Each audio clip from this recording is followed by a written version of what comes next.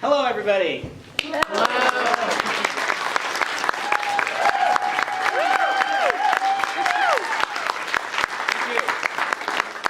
My name is Tom Moore. I'm the drama director at City High School. I want to thank everybody for coming out and supporting the fine arts and public education. It is vital. Thank you for being here.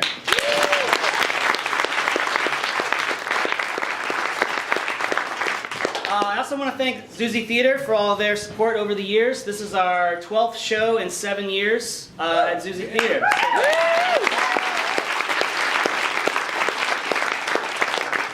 So I want to give a little bit of context for those of you who might not know where you are and what you're about to see. It's kind of unlike any other play we've attempted to do before. It's based on a real event. After the murder of Matthew Shepard in 1998, became international news. A group of actors from New York City went out to Laramie to write a play about the events in that town. So all of the characters you're going to see, over 60 characters, are real people, and all of their words are real words that they spoke in these interviews. So I think that's all I have to say. I want to just at this point say, please make sure to silence your cell phones, and we'll get the show started. There will be about a 10-minute intermission halfway through, and the total runtime is almost 2.5 hours. So buckle up, and here we go. Thanks.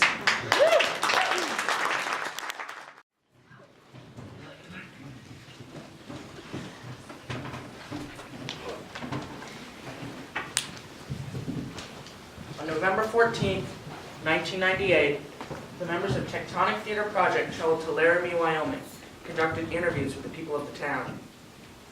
Over the next 2 years, we will return several times and conduct over 200 interviews. The play you are about to see is edited from those interviews, as well as journal entries from members of the crew and other found texts. Company member Greg Pirati. My first interview was with Detective Sergeant Hing of the Laramie Police Department. At the start of the interview, he was at his desk, sitting something like this. I was born and raised here. My family is third generation. My grandparents moved here in the early 1900s. We've had basically my daughter makes it fourth generation. Quite a while. It's a good place to live, good people, lots of space. Now all the towns in southern Wyoming are laid out in space so the railroad can come through. It's how far they had to go before having to refuel and rewater, and well, Laramie was a major stopping point.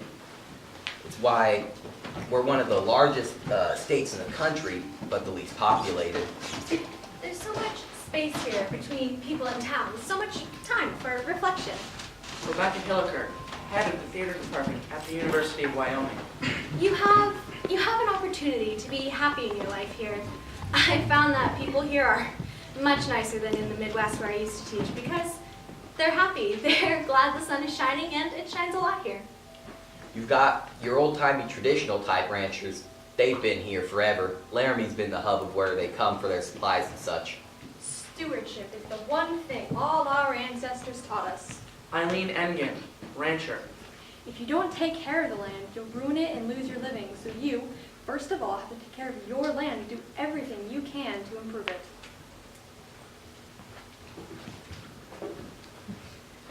I love it here. Doc O'Connor, limousine driver. You couldn't put me in that mess out there back east. You kidding me? Best thing about it here is the climate. You got the cold and the wind. You know, I'll tell you, the Wyoming wind will drive a man insane. But you know what? It don't bother me. Well, I mean, sometimes it does, but most of the time it don't. And then you've got the university population. I moved here after living in a couple of big cities. Philip Dubois, president of the University of Wyoming. And believe me, I loved it there. But you'd be out of your damn mind to let your kids out after dark. But here in the summertime, my kids stay out till 11 o'clock at night, and I don't think twice about it. And then you have the people of Laramie, basically. I moved here from North Texas. Zachy Salmon, Laramie resident. Now, in Laramie, if you don't know a person, you'll definitely know someone they know. So it can only be 1 degree removed at most. And for me, I love it. I mean, I love to go to the grocery store because I get to visit with 4 or 5 or even 6 people every time I go. And I don't really mind people knowing my business because what's my business? I mean, my business is basically good. I like the trains too. They don't bother me. Well, I mean, sometimes I do, but most of the time I don't. I mean, even though one goes by my house every 12 minutes out where I live. Doc actually lives up in Bossler, but everybody in Laramie knows him. He's also actually not a doctor. You know, they used to carry cattle in them trains. Now all they only carry is diapers and cars. It's a good place to live, good people, lots of space. Now when the incident happened with that boy, well, a lot of press people came here and one day they followed me out to the crime scene and well, it was a beautiful day, absolutely gorgeous day, real crisp and clear and the sky was that blue. You know, that blue that you'll never be able to paint, it's just sky blue. And this one reporter, lady person, she said to me, Well, who found the boy? Who was out here anyway? and I said, well, it's a popular area for running and mountain biking, horseback riding, I mean, it's close to town. She said, Who in the hell would run around here? and I'm thinking, lady, you're missing the point. All you gotta do is turn around. Just smell the air, hear the birds, look at the mountains, it's just taking what's around you. They were nothing but the story. I didn't feel judged. I just felt that they were being stupid. They're just missing the point. Just missing the whole point. It's hard now for us to talk about what Laramie is. Jedediah Schultz. You know, if you would have asked me before, or anyone really, we would have told you all the same thing. Like, you know, Laramie's a beautiful town. It's secluded enough for everybody to have their own identity. Everyone knows each other. It has a great community. Laramie is a town with personality that most larger cities are lacking. But now, well, after Matthew, I guess I'd have to say that Laramie is a town defined by an accident, you know, a crime. We're down a definition, a sign. I mean, we've practically become Waco or Jasper. We might be able to get rid of that, but it's going to take some time.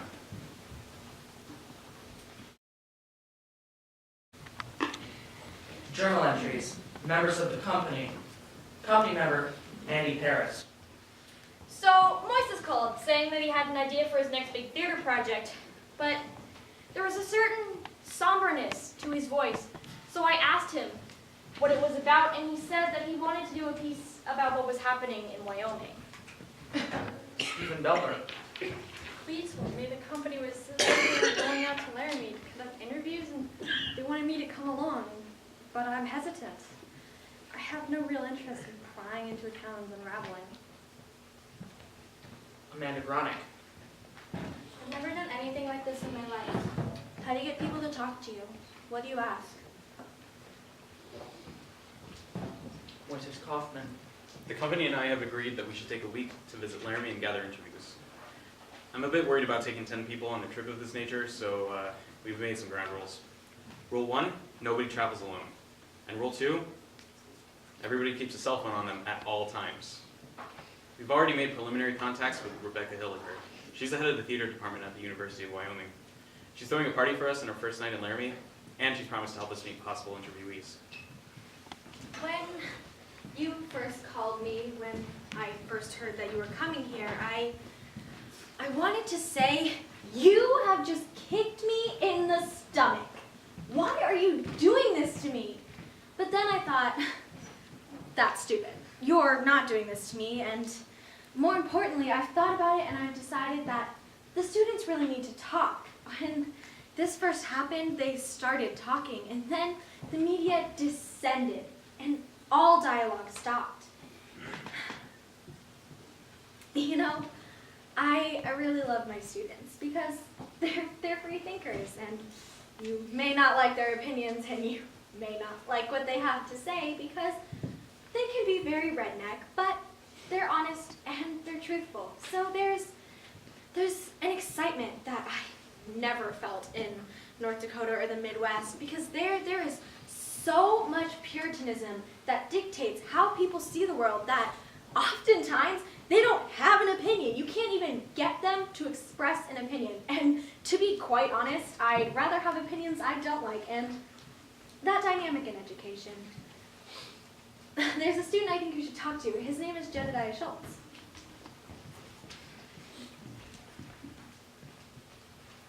Well, I've lived in Wyoming my whole life, you know. Family's been here for generations. So when it came time for me to go to college, my family couldn't afford to send me. I'd wanted to study theater, and I knew that if I was going to go to college, I'd have to get a scholarship. So there's this Wyoming State high school competition each year, right? And I knew that if I took home first place in duets, I could get a scholarship, no problem. So I went to the theater department of the university looking for good scenes, and I spoke to one of the professors. I was like, look man, give me what you got. I need whatever, the best thing you got. And so he gave me a scene from Angels in America. And I read through it, and I knew that winning wouldn't be a problem. So when the time came, I told my parents, as you do, so that they could come see me. And you have to understand, my parents go to everything, you know, like every ball game, every hockey game, everything I've ever done. And when I told them about the scene, they took me to their room, they sat me down, and they said, son, if you do this scene, we won't come see you. Because they felt that homosexuality is wrong. They felt so strongly about it that they wouldn't come see their own son do possibly the most important thing he had ever done up to that point in his life. And I didn't know what to do. You know, I was confused and scared and angry. But I thought about it, and I decided I would do the scene anyways.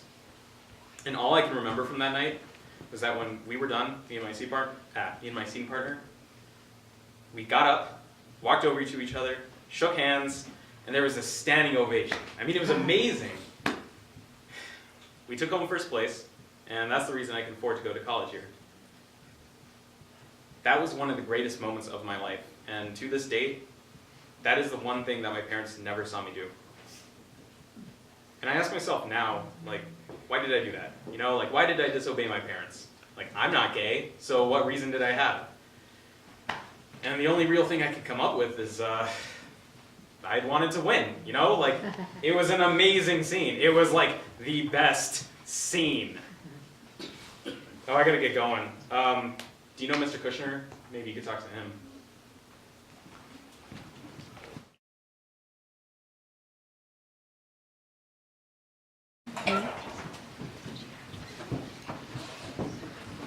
Greg Pirati. We arrived today at the Denver airport and rode straight to Laramie. The moment we crossed the Wyoming border, I swear I saw a herd of buffalo.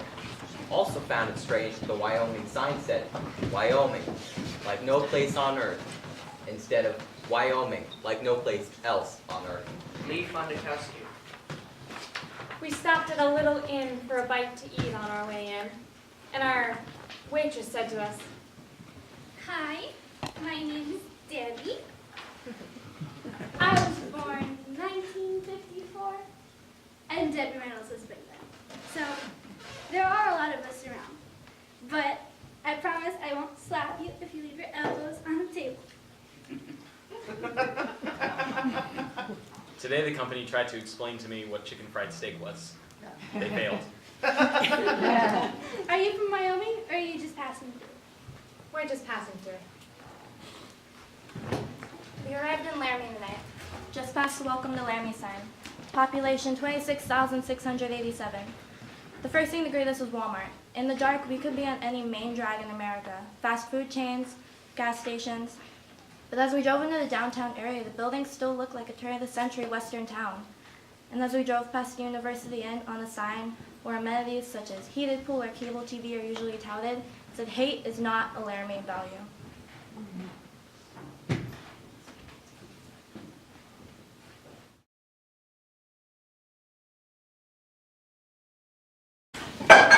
I met today with two longtime Laramie residents, Allison Mears and Marge Murray, two social workers who had a thing or two to teach me. Well, what Laramie was like when Marge was growing up, well, it was mostly rural. Yeah, it's true. There was a good amount of land. All my kids had horses. Well, there was more land. I mean, you could keep your pet cow, your horse, your little chickens, have your own little bit of acreage. It's true. While the kids were off at school, I could do all the housework in my all-togethers, and no one could see me. And, I mean, if they got that close, then... Well, then that's their problem. Sure it is. Let me make sure I've got that expression right. In your all-togethers? Yeah, I mean, I wear clothes. Now, how do you use that in this play? So, this was a big ranch in town. Oh, not just ranching. This was a big railroad town at one time. before they moved everything to Cheyenne, Green River, and Omaha. So now, well, it's just a drive-through spot for the railroad. Because, what was it, in the 50s? Yeah. Well, they had a big roundhouse. They had such a shop, they could build a complete engine. Yeah, it's true. My mom worked there. Your mom worked in a roundhouse? Yeah, she washed engines. Her name was Minnie. They used to sing that song. You know that song? No, what song? Run for the roundhouse, Minnie. They can't corner you there. Oh, but I tell you, Wyoming is bad in terms of jobs. I mean, the university has all these big, high, whoop-to-do jobs. But unless you're professional, well, the bulk of people are working minimum wage. It's true. I've been in the service industry or, bartending most of my life. But I think I can tell you what the difference is. It's really a class distinction. It's about the people that are educated and the people that ain't. And the people that are educated don't understand why the people that ain't don't get educated. That's why my kids had to fight so hard. Because I was a bartender. Doesn't matter because I was the best damn bartender in town. She was. And I was. That's not bragging, that's just a fact. But I would say, Laramie, if it weren't for the university, we'd just be SOL. What's SOL? Well, do I have to say it? Well, it's shit out of luck. Oh, Lord, you got that on your tape before you argued in education today? Yeah, I guess I am. So, what was your response when this happened to Matthew Shepard? Well, I've been pretty close to the case. I know quite a few people involved. My daughter's on the sheriff's department. As far as the gay issue, I don't think that most people mind in Laramie.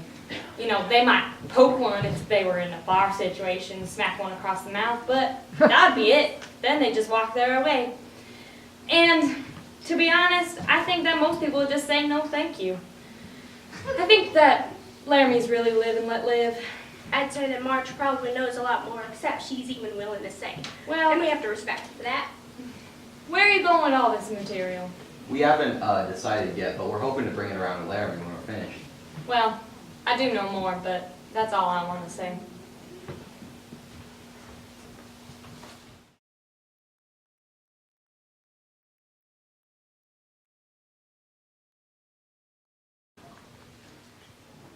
Andy Paris. Today, for the first time, we actually met someone who knew Matthew Shepard. Trish Steger, owner of a shop in town, referred to him as Matt. Matt used to come into my shop. That's how I know. It was the first time I'd ever heard him be called anything other than Matthew. Did he go by Matt to everyone? Well, it's the 2nd of October. I get a phone call about 10 after 7. Doc O'Connor. It's Matthew Shepard, and he asked me, hey, can you pick me up at the corner of 3rd and Grand, right? So I pull up to the corner and see who? Matthew Shepard. He's a small guy, about 5'2". I bet he's soaking wet. I bet you 97 pounds tops. The papers said he weighed 110. I wouldn't believe that. The papers also said he was 5'5", but this man was really only about 5'2", maybe even 5'1". So anyway, this kid walks up to the window, and actually, I'm going to try to go in steps so you can better understand the principle of this man. So he walks up to the window and I says, are you Matthew Shepard? And he says, yes, I am Matthew Shepard. But I don't want you to call me Matthew or Mr. Shepard. I don't want you to call me anything. My name is Matt, and I want you to know that I'm gay, and I'm hiring you to take me to a gay bar. You have a problem with that? And I looked him dead in the eye and I said, are you paying? You see, the fact of the matter is, there are no gay bars in Laramie. And for that matter, there are no gay bars in the state of Wyoming. So this kid's hiring me to take him to Fort Collins, Colorado, which is an hour and 20 minutes away. Matt was a blunt little shit. But he was straightforward. You see what I'm saying? Like, he may have been gay, but he was straightforward. You see what I'm saying? I don't know, I mean, how does any one person ever tell that? You should talk to my sister roommate. She was a close friend to Matt. We never called him Matthew, actually. Most of the time we called him Choo Choo because, well, we used to call him Matt Choo and then just Choo Choo. And whenever I think of Matthew, I think of his incredible beaming smile. I mean, he would walk into a place and be like, he really made you feel great. And he would, oh, it's so funny. He would stare people down in the coffee shop because he liked to sit in the front so that he could talk to me while I was working. And if someone was sitting there, he would stare at them. until they left, and then he would claim his spot. But Matthew definitely had a political side to him. I mean, that's all his big interest was watching CNN and MSNBC. I mean, that's all I ever saw his TV tuned into. He was really smart in political affairs, but not so smart in common sense things, so he moves to Laramie and goes to school. Matthew was very shy when he first came in. John Peacock, Matthew Shepard's academic advisor. To the point of being somewhat mousy, I'd almost say. He was having some troubles adjusting, but this was home for him, and he made that quite clear. And so his mousiness, his shyness, gave way to this person that was excited about this track that he was going to embark on. He was just figuring out wanting to work on human rights, how he was going to do that. And when that happened, the person, he began to bloom a little. And he was starting to look around and say, wow, there are opportunities here. There are things that I can do in this world. I can be important. I did hear from Matthew about 48 hours before his attack. He called me and told me that he had joined a gay and lesbian group on campus, and he was really enjoying it. He was getting ready for Pride Week and whatnot, and, well, he was really excited to be here. And in retrospect, and I can only say this in retrospect, of course, I think that's where he was headed, towards human rights, which only adds to the irony and the tragedy of all of this.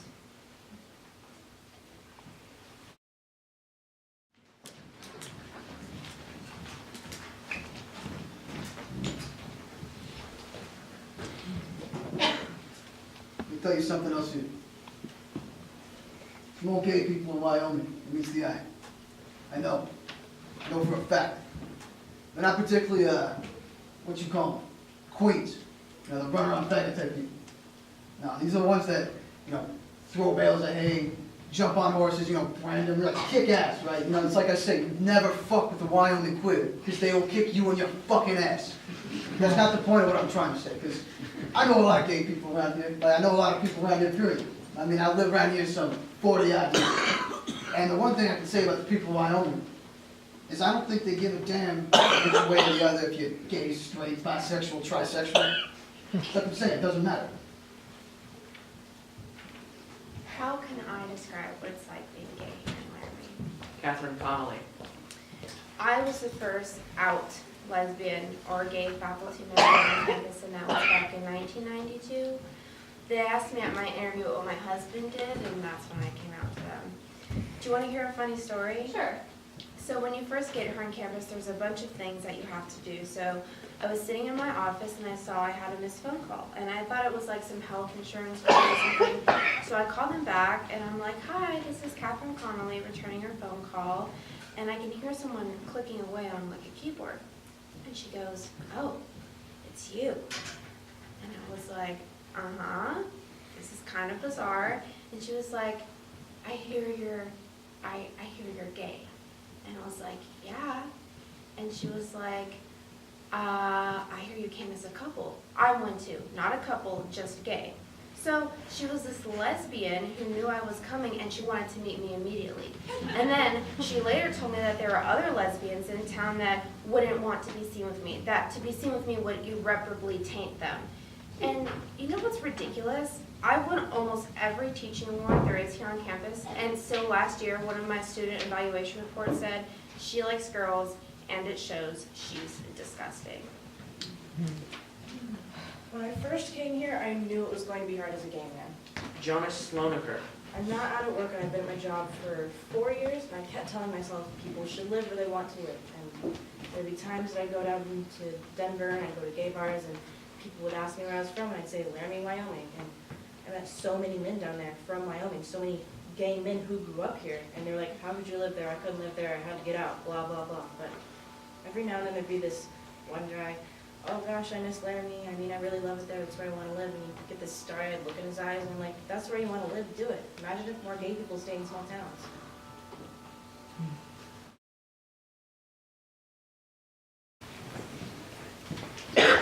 Today the company and I are moving from our motel and heading to the Best Western.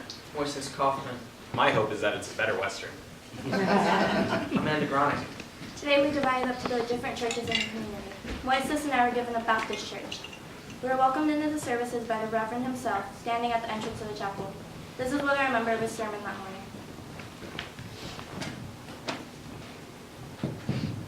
My dear brothers and sisters, I am here to bring you the word of the Lord. Now, I have a simple truth that I like to tell my colleagues, and that is that the word is either sufficient or it is not. Scientists say that the world, that human history is 5 billion or 6 billion years old. After all, what's a billion years, give or take? The Bible says that human history is 6,000 years old. The word is either sufficient or it is not. The sociology of religion in the West. We got Baptists, we got Mormons. They're not just in Salt Lake, you know. They're all over the place. They're like the jam on toast down here. The Mormon church, a little different thing going that tends to irritate some folks. Doug Laws, state ecclesiastical leader of the Mormon Church. That is that we believe God still speaks to man. We don't think that it has happened, some folks wrote it in a book. God speaks to us today, and we believe that. We think the prophet of the church has the ability to receive inspiration and revelation from God.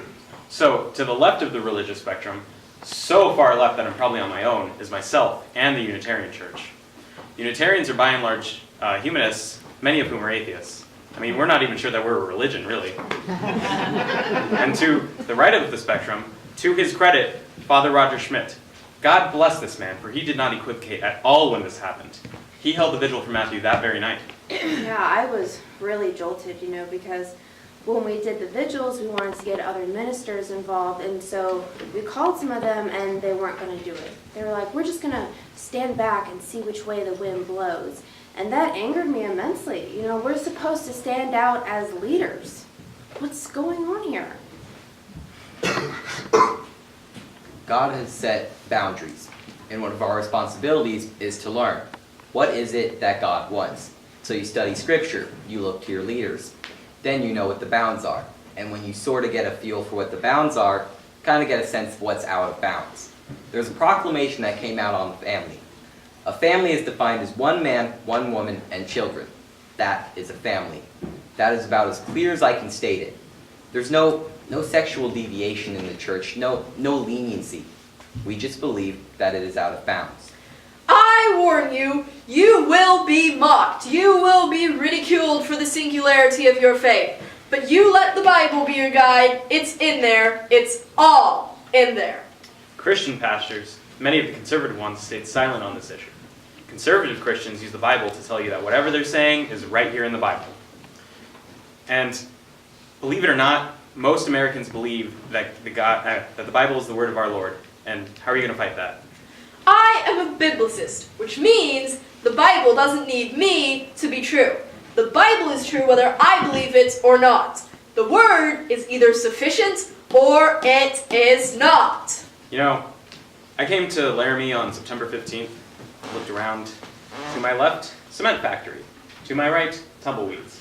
And I asked myself, what the hell am I doing in Wyoming? And 3 weeks later, I found out what the hell I was doing in Wyoming. I had breakfast this morning with a university student named Zubaida Ullah. She's an Islamic feminist who likes to do things her own way. Hi there. Good morning. Well, I've lived in Laramie since I was 4. Yeah. My parents are from Bangladesh. 2 years ago, because I'm Muslim, I decided to start wearing a scarf. That has really changed my life in Laramie. Yeah. Like, people say things to me like, why do you have to wear that thing on your head? Like, when I'm at the grocery store, I'm not looking to give people Islam 101, you know what I mean? And so I'll be like, well, it's part of my religion. And they'll be, oh my God, this is the worst part, because they'll be like, well, I know it's part of your religion, but why? And it's, how am I supposed to go into the whole doctrine of physical modesty and my own spiritual relationship with the Lord, standing here with my pop and chips? You know what I mean? Anyway, it's so unreal to me. Yeah, that a group from New York would be writing a play about Laramie. And then I was picturing it like, you're going to be in a play about my town. You're going to be on stage in New York, and you're going to be acting like you're us. That's so weird.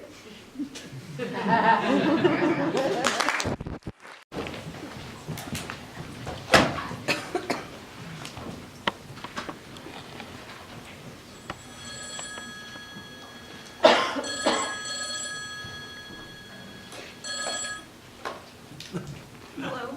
Yes, hello. My name is Amanda Gronick, and I'm here in Laramie working with the theater company.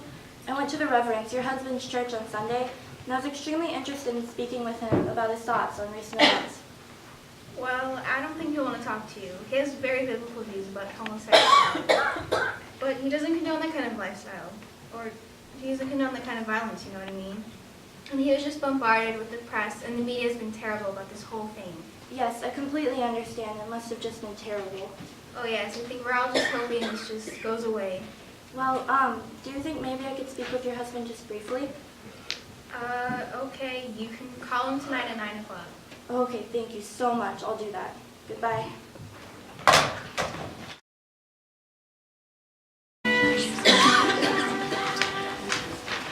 Today, Ben and I went to the Fireside Bar. It was the last place Matthew Shepard was seen in public. The Fireside definitely feels like a college bar with a couple of pool tables and stage for karaoke night. Still, the few regulars in the late afternoon were hardly the college crowd. First person we talked to was Matt Nicholson, the owner. Now, my great-great-grandpappy moved out here in 1862, and he owned Laramie's first opera house, and he called it the Old Blue Front. And in 1870, Louisa Grandma Swain cast the first women's vote in any free election in the world.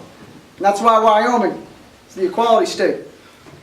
So what I want to do is reopen the Fireside Bar as the Old Blue Front Opera House and Good Time Emporium. I want to have a restaurant, gift shop, pool hall, all that shit, you know. Every night's ladies' night. So what about the night Matthew Shepard was here? Night Matt was here. We had a karaoke night that night. 20, 30 people here. The place was a little packed. Matt was sitting right there. Just hanging out. If you want to talk to somebody that's seen him, you might want to talk to Galloway. Not Galloway. He's the kid who was bartending that night. Is Galloway in tonight? There he is.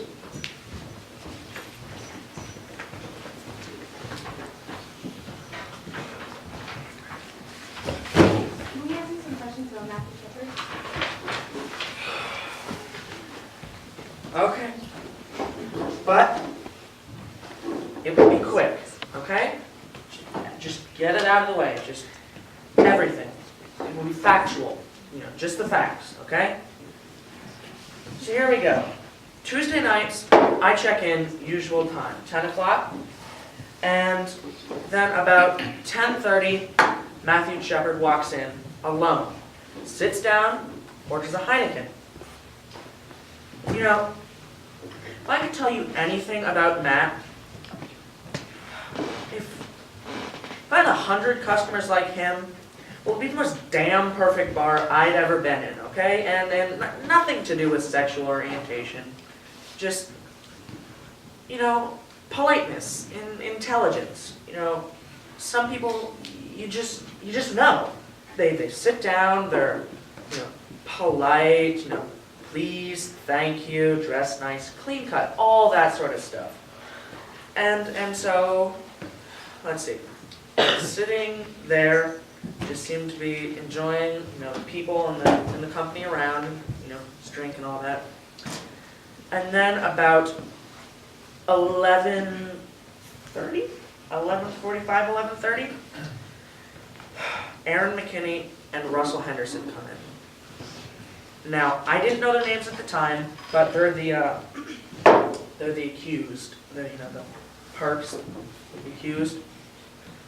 So they come in and they're very, like grungy, dirty, rude, stone-faced, gimme, that kind of thing. So they come up to the bar and they order a pitcher of beer, but they pay for it in dimes and quarters. As a bartender, you don't forget that. $5.50 in dimes and quarters is a frickin' nightmare. I mean, you just don't forget that. I mean, it's awful. Anyway, so they ordered a beer, they go back there into the pool room, didn't seem to be bothering anyone. Another half an hour later, I see them walking around again. No beer. And I remember thinking to myself, you know, I don't think I'm going to offer them another one, because they just paid for a pitcher of beer in dimes and quarters. So I have a real good feeling they don't have any more money. Money meant nothing to Matthew because, well, he came from a lot of it. I mean, he would give up his wallet in like 2 seconds because money meant nothing. His shoes might have meant something. They can say it was a robbery, but I don't buy it for even an iota of a second. Next moment I know, I see that Aaron and Russ are talking to Matthew Shepard. Aaron said that a guy walked up to him, said that he was gay, and wanted to get with him and Russ. Kristen Price, girlfriend of Aaron McKinney. And he got aggravated with it, told him he was straight, wanted nothing to do with it, and walked off. He said that's when he and Russ went to the bathroom, decided to pretend that they were gay, and get Matthew in the truck and drive him. They wanted to teach him a lesson not to come onto straight people. Okay, no! I absolutely, positively, 100% refute that statement. Refute it. I'll give you 2 reasons why. 1, character reference. They said that Matt's gay, that he's a flaming gay. He's just going to come on to people like that. Bullshit. He wasn't coming on to anyone else that night. He was just sitting there, enjoying his time. I mean, he didn't come on to me and, you know, hello? He came on to them. I don't fucking believe it. 2, territorialism is the word that I'm going to use for that. And that's the fact that Matt was sitting at the bar. They were sitting in the pool room. Upon their first interaction, guess where they were? At the bar. The area that Matt had been in all night. So who approached who by that? Well, Matthew was the kind of person, he would never not talk to someone for any reason. I mean, someone would walk up to him and just start talking to him, and he'd go off, blah, blah, blah. He never had any problem striking up conversation with anyone. So, okay, so basically what I'm testifying to is, because, you know, I'm basically the key eyewitness here, is that I saw Matt leave, and I saw 2 people leave with him. But I didn't see their faces, I only saw the backs of their heads. But, you know, at the same time, Aaron and Russell weren't in the bar anymore. So, you know, you do the math. Actually, I think the DJ was the last person to talk to him that night. Give him a cigarette or something, his name's Shadow. Hey, yeah. I was the last person that Matt talked to before the fireside. I was just bullshitting around packing up, and he stopped me, or I stopped him. He was just like, hey, Shadow, how's it going? You know, it was pretty good. I getting ready to leave. And as I said that, I like looked outside, and I saw these 2 guys standing there. They looked pretty sketchy. They were looking at Matt, and Matt was looking back at them. Me and Matt talked for like a good 10 minutes or so, but when I looked back at those guys, they seemed like anxious or worried to leave. So when they left in a small black truck.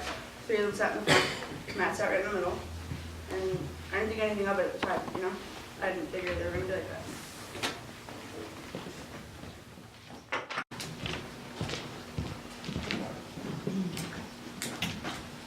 I've known Aaron a long time, and I liked him a lot. And he was a good kid, trust me.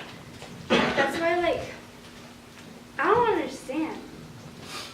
I know he was living out far in his trailer house with his girlfriend, is what he told me. They started dating last summer, and I think they got pregnant as soon as possible because, you know, they had a kid. Aaron was 21 years old, but he was running around with a kid. That's the type of person he was. He'd wear big clothes, and at the time I knew him, he was just some sort of scared kid, always trying to fit in, acting cool, acting tough, but you can get in his face about it and he would just back down.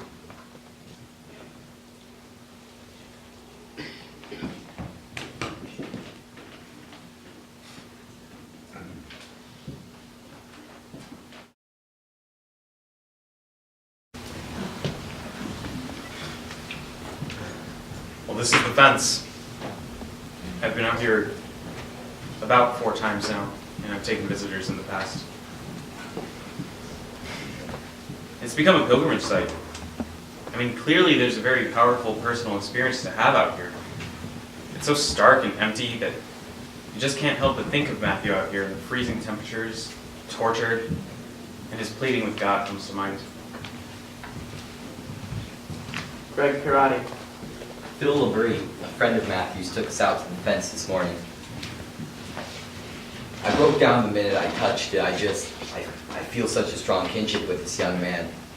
Lee Fondakowski. Greg was crying on our way back from the base.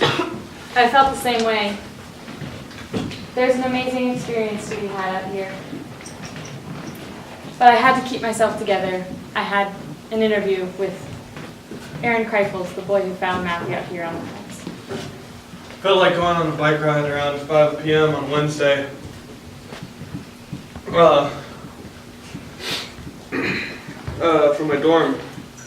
So I went up to Cactus Canyon, and I'm not super familiar with that area, so on my way back down, I just was picking my way through, and that makes me think that God wanted me to find him, because there was no way I was going to go that way. So I was in some deep-ass sand, I mean like really deep sand. And then there was this rock on the ground, and I just drilled it. I went flying over the handlebars, and I flat out just fell. So I got up and I dusted myself off, and I saw something by the fence.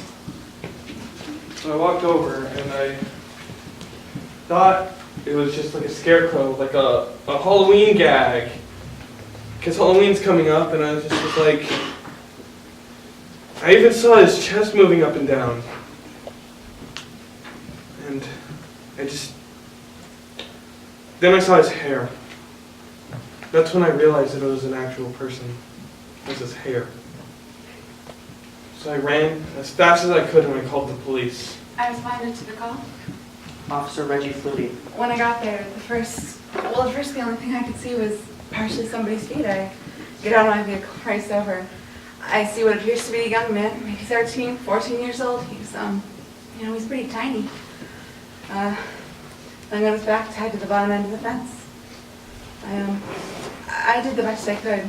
The gentleman on the ground, Matthew Shepard, was covered in dry blood all over his head, and there was dry blood underneath him. He was barely breathing, but he was doing the best he could. I was going to breathe for him, and I just couldn't get his mouth open. His mouth wouldn't open for me. He was covered in, like I said, partially dry blood all over his head. But the only place he didn't have any blood on him was on his face, where he had been crying on his face. His head was distorted, it did not look normal. He looked as if he had a really harsh head wound. I was walking down emergency room the night Matthew Shepard was brought in.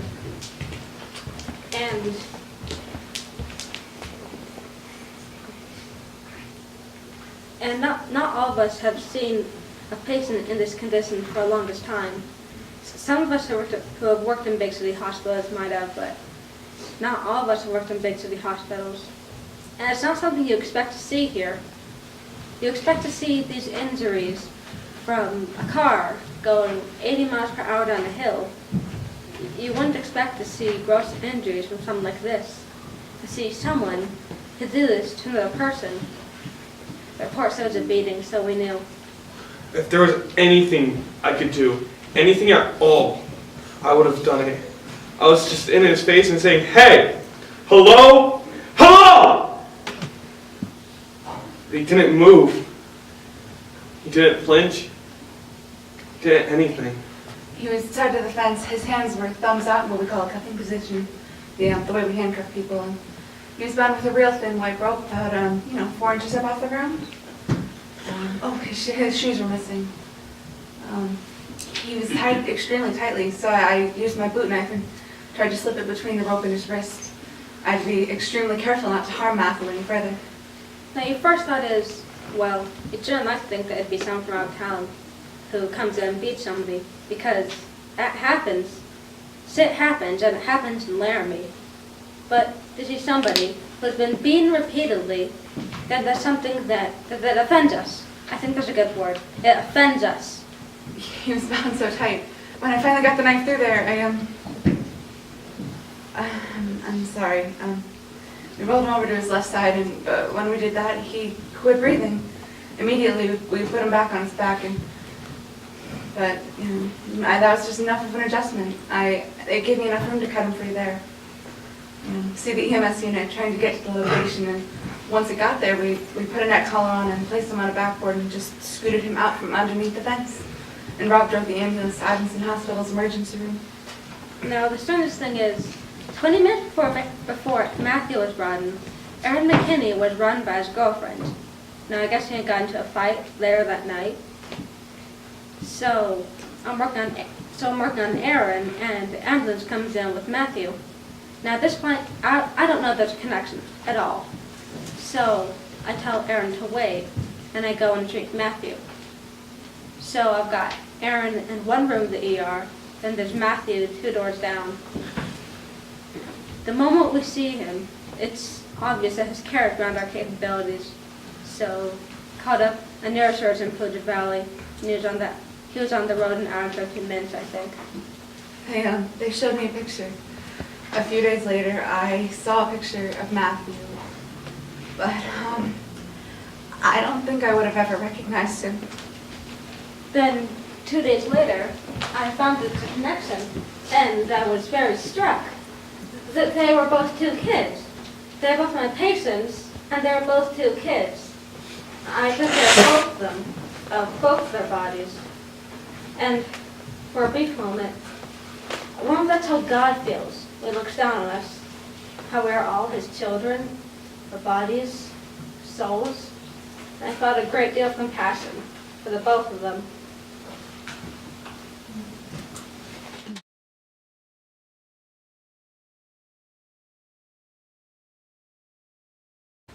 John Peacock, Matthew Shepard's financial academic advisor.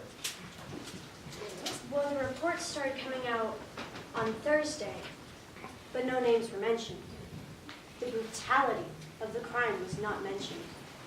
All that was mentioned was that there was a man, a Laramie man, found beaten out on the prairie, basically. Later on that night, they mentioned his name.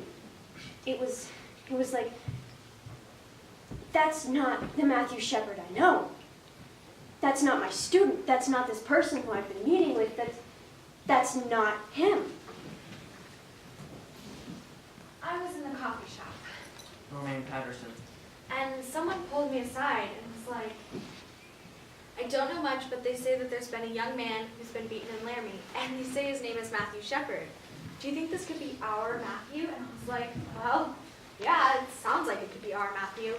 So I called up my sister Trish, and I was like, tell me everything you know. I need to know anything you know, because I don't know anything at all.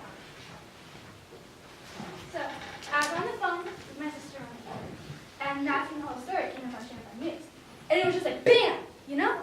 More and more details just kept rolling in, and, you know, young University of Wyoming student, his name, his description, it was like, oh my God. And it's just instantly sickening. I felt so sick to my stomach, and I had to tell my sister, yeah, it was Matthew. It was your friend. So, Friday afternoon, I come out of class, and I hear about it when I picked up a copy of the branding iron, and so I'm like, oh my God. And I jump in my car and I drive to the closest newsstand to pick up a copy of the Laramie Boomerang, and then I drive home. And before I can even open up the paper, Mickelson calls me up and he's like, Did you hear about what happened? I'm like, yeah. Were they in a bar on Tuesday night? And I say, yeah, they were. Shoot, you gotta get down here right now. We gotta talk about this. We gotta figure out what's going on. More and more details came in about the sheer brutality, but still, the severity wasn't even out yet. Well, it was Thursday afternoon, and I got a call in that said that we had a kid in from Wyoming who looked like he could be the victim of a hate crime, and that there were reporters asking questions. And so we decided that we needed one spokesperson. As CEO, I will do that, and I will try to gather as much information as I can. And then I watched the 10 o'clock news, and they started talking about the nature and the seriousness of it. And so I'm talking to Mickelson, and he says to me, You got to get down here. We got to go to the arraignment, identify these guys, and make sure that they were in the bar. and so we go to the arraignment.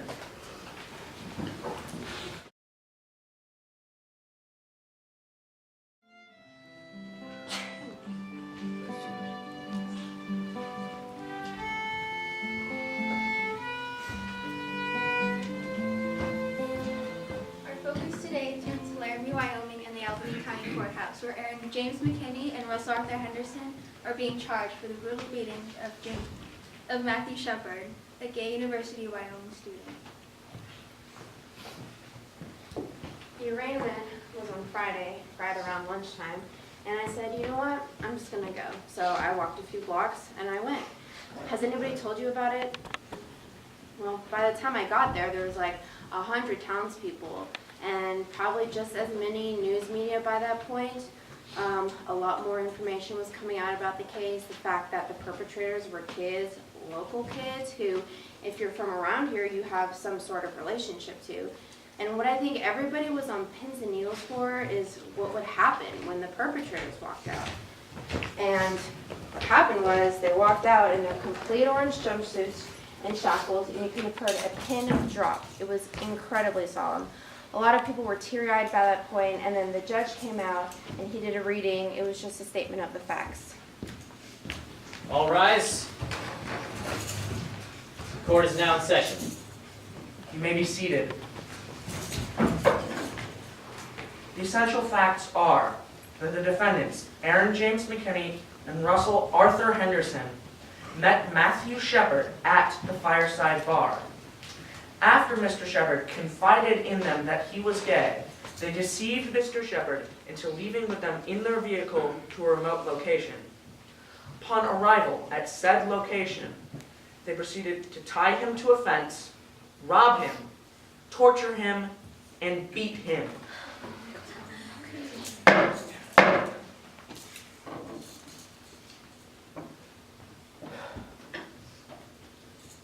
The defendants then proceeded to take his shoes, his wallet, and they were later contacted by members of the Laramie Police Department, who observed inside of their pickup truck the wallet, his shoes, $20, his credit card, and they also found that they had obtained his address so that they could later burglarize his home. Oh, I can't believe that. I mean, by this point, I don't think there was a dry eye in the room. I mean, the trial lasted maybe 5 minutes, and it kept getting more and more horrific, ending with... The defendants left the victim begging for his life. How could this happen? I think a lot of people don't understand, and really, I don't even understand, how someone can do something like this. We have one of the most vocal populations of gay people in the state, and it's pretty much live and let live.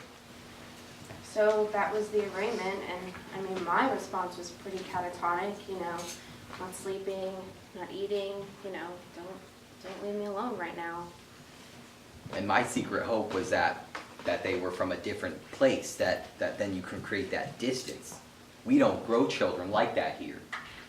Well, it's pretty clear now that we do grow children like that here. More and more details came in about the sheer brutality, the motivations, you know, how this happened. And then, quite frankly, the media descended, and there was no time to talk about it anymore.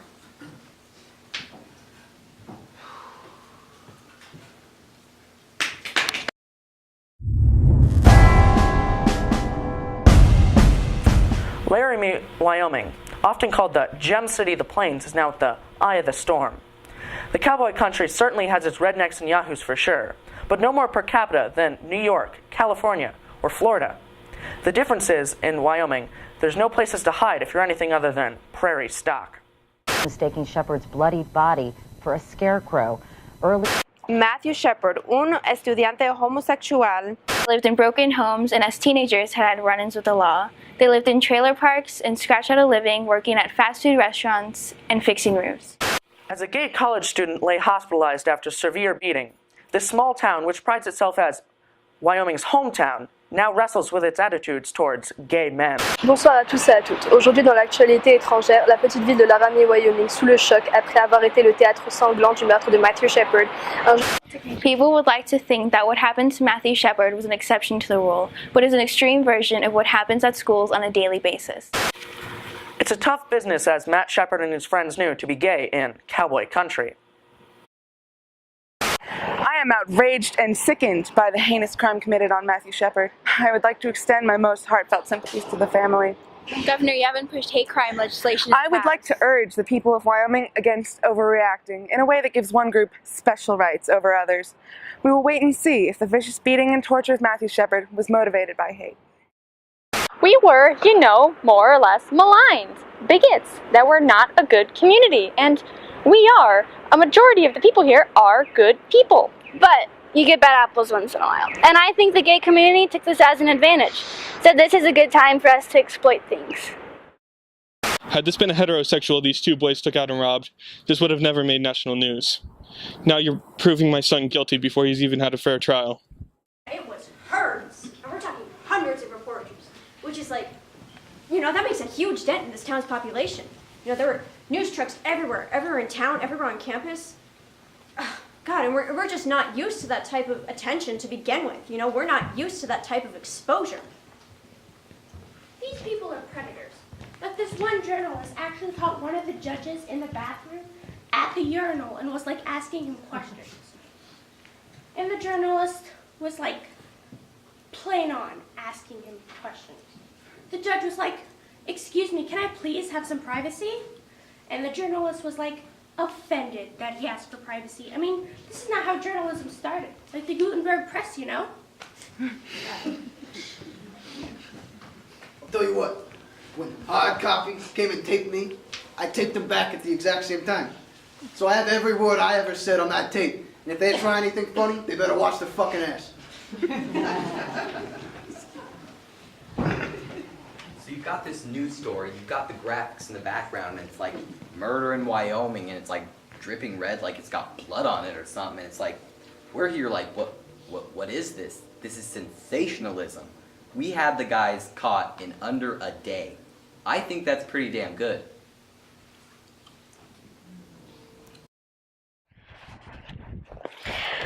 Matthew Shepard was admitted in critical condition at approximately 9:15 p.m. October 7th.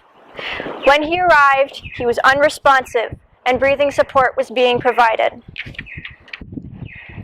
Matthew's major injuries upon arrival consisted of hypothermia and a fracture from behind his head to just in front of the right ear. This has caused bleeding in the brain as well as pressure on the brain. There were also several lacerations on his head, face, and neck. Matthew's temperature has fluctuated over the past 24 hours, ranging from 98 to 106 degrees. We have had difficulty controlling his temperature. Matthew's parents arrived at approximately 7 p.m. October 9th and are now at his bedside. The following is a statement from them. First of all, we want to thank the American public for their kind thoughts of Matthew and their fond wishes for his speedy recovery. And we know that there's something Matthew would appreciate too. We also have a special request for the members of the media. Matthew is very much in need of his family at this time, and we ask that you respect our privacy as well as Matthew's, so that we can concentrate all of our thoughts, efforts, and love on our son. Thank you very much. We will now have a 10-minute intermission.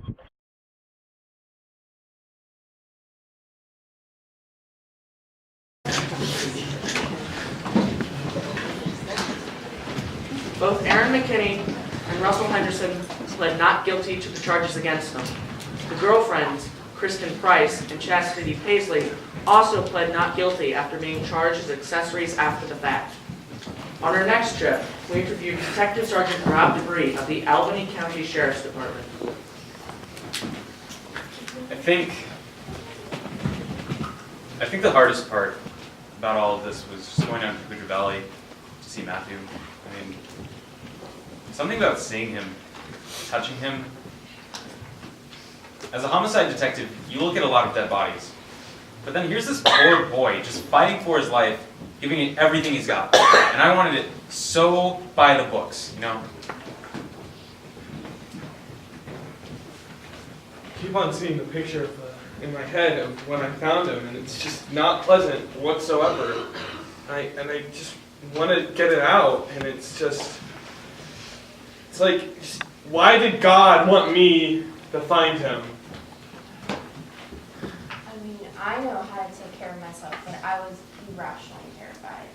So that means not letting my 12-year-old walk the streets alone, having to turn around when you see a pickup truck, do a U-turn because it's coming for you, having to stop because you're shaking so badly. And the pickup truck didn't end up coming for me, but my reaction was to have my heart in my mouth. You know, if I had amazing hindsight of 2020 or whatever to look back, to see what happened, to have stopped what occurred, I mean, it should have been obvious to me. I mean, Matthew Shepard shouldn't have been talking to these guys, and I mean, the things I could have done if I hadn't had my head down for those 20 seconds while I was doing dishes, I mean, the hell was I thinking? So you study, study, study.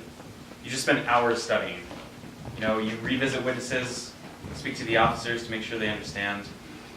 And it all comes back to this flash of seeing Matthew. And I just wanted it so tight that there was no way that these kids were going to get out of what they did.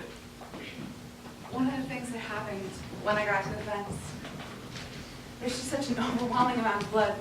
You know, we tried to wear protective gloves, but we had a really cheap sheriff at the time, and, you know, he bought us shit gloves, you know? You put them on, and, well, they just kept breaking. So finally, you know, you ran out of gloves.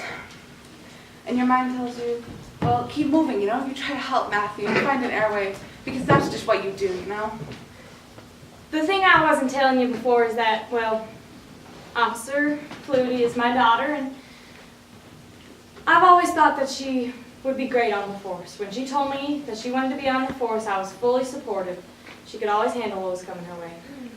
Probably a day and a half later, the hospital calls me, and they say, you know, Matthew had HIV, and you've been exposed, and you've had a bad exposure, because you see, I've been building a lean-to for my llamas. My hands had a bunch of open cuts on them, so I was, you know, kind of screwed, you know, and you think, oh shoot, you know. Talk about losing sleep. So I say to the doctor, well, okay, what do I do? And they say, get up here. So I got up there and we started the ATZ drugs immediately. Now, the doctor told me that if these are administered within 36 hours of the exposure, it can maybe stop you from getting the disease. That is a mean, nasty medicine. Mean. I've lost 10 pounds and a lot of my hair. Yeah. And to be honest with you, I wanted to lash out at somebody. Not Matthew. Trust me, none of us were mad at Matthew. But I could have squeezed McKinney's head off. Think about Henderson, that two completely human beings could have done that much damage to so many people. It really brought home to our family. I think my daughter's really understood what my job is now. And you know what I'm going to tell you next? And my parents, you know, they both said the same damn thing. You're quitting your damn job. It's just a parent thing, you know, because they're terribly proud of you. You do a good job, whether it's handling a drunk or handling a case like this, but they're, you know, they just don't want you getting hurt. I'm telling you, there's a right way, a wrong way, and then there's the Reggie way. Oh, for God's sakes, Liza, I'm Francis. You are so stubborn. They say I'm stubborn. And I don't believe them. I just think, okay, I've heard your opinion, and now here's mine. I'm 39 years old, for God's sakes. What are they gonna do? Spank me? Don't give me any ideas. They're pretty funny, you know? What can they say? I just hope she doesn't go before me. I really couldn't handle that. Person who read my statement in the Denver Post story sent an email to me directly, and it said, You and the straight people of Laramie and Wyoming are guilty of the death of Matthew Shepard, just as the Germans who looked the other way are guilty of the deaths of the Jews, the Gypsies, and the homosexuals. You have taught your children to hate their gay and lesbian brothers and sisters. Unless and until you can acknowledge that this wasn't just a random occurrence, not just the work of a couple of random crazies, then you have Matthew's blood on your hands. And, I just can't begin to tell you how that makes you feel. I mean, you can't possibly know what is going through my head. You can't possibly know what this has done to me and my family and my community.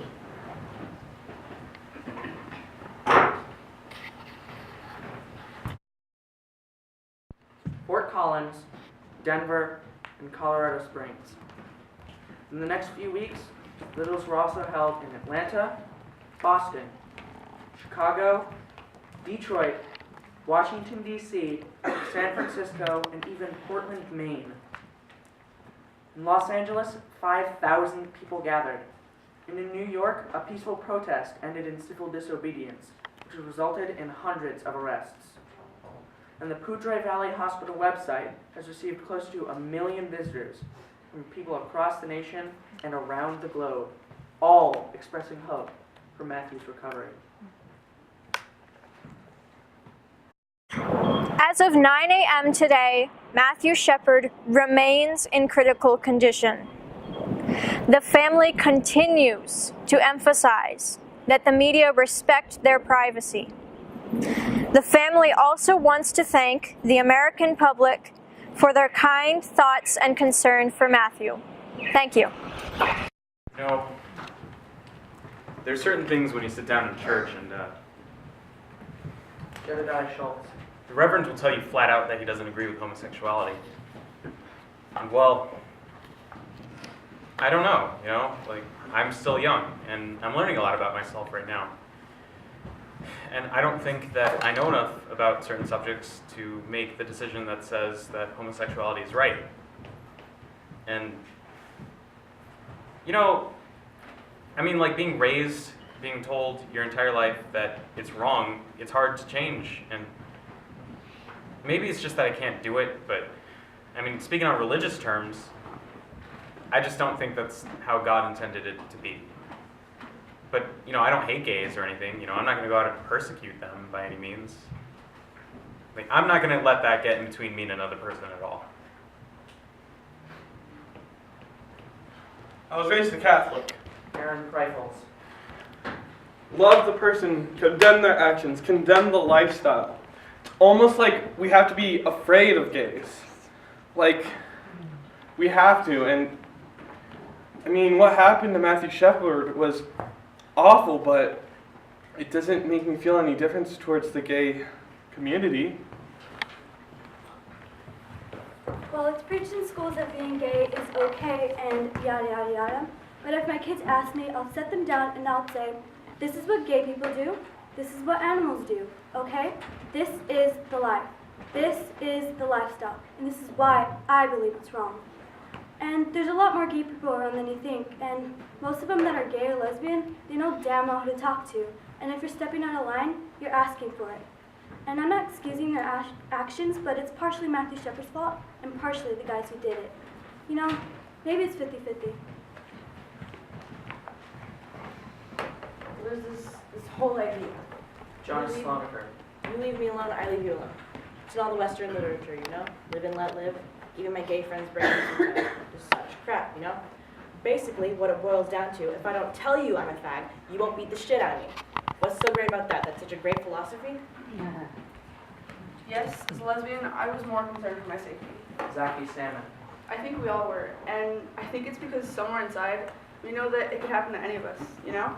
I mean, I would be afraid to walk down the street and display any sort of physical affection towards my partner. You just don't do that here in Laramie. We went to the candle vigil. Ula. And it felt so good to be with people who felt like shit. I kept thinking, I don't deserve to feel this bad.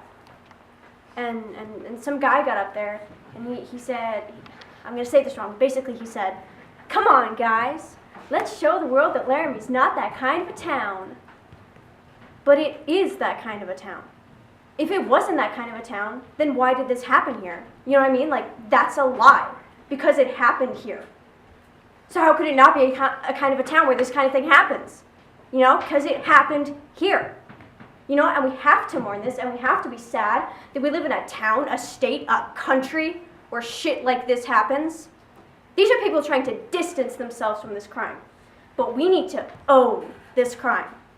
Everyone needs to own it. We are like this. We are like this. We are like this.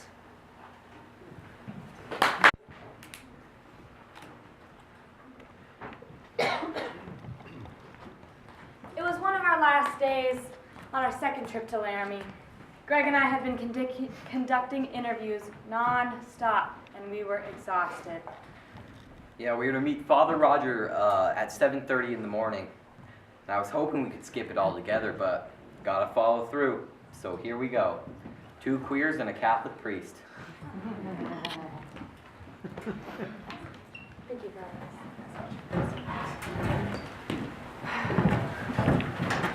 Matthew Shepard. He has served us well. You do realize that, right? He has served us very well. And I don't mean to condemn him to any perfection, but I honestly can't think of anybody who had done more for our community than Matthew Shepard had. Now, I'm not going to sit here like this big guy and no fear. I was very, very vocal when this was happening, and I thought maybe we should call the bishop and ask permission to do the vigil. But then I thought, you know what? No, I'm not going to call and ask for permission. Calling to ask for permission isn't going to make it right. And I'm not knocking bishops here. I'm just saying what is correct is correct. You people, you're here on a search though. So I will say this. I will trust you that if you write this play, you say it right and you say it correct. I think you both have the responsibility to do that. Don't make matters worse. You think violence is what they did to Matthew. They didn't do violence to Matthew, but you realize that every single time you're called gay or a les or a fag or a dyke. A dyke, yes. Dyke, that is violence. That is the seed of violence, and I would resent it immensely if you use anything I say here today to cultivate that form of violence, even in its smallest form. I would resent it immensely, and I need you to know that. Thank you for saying that. You know what is true. Just deal what is true with what is true. You have to do your best to say it correct.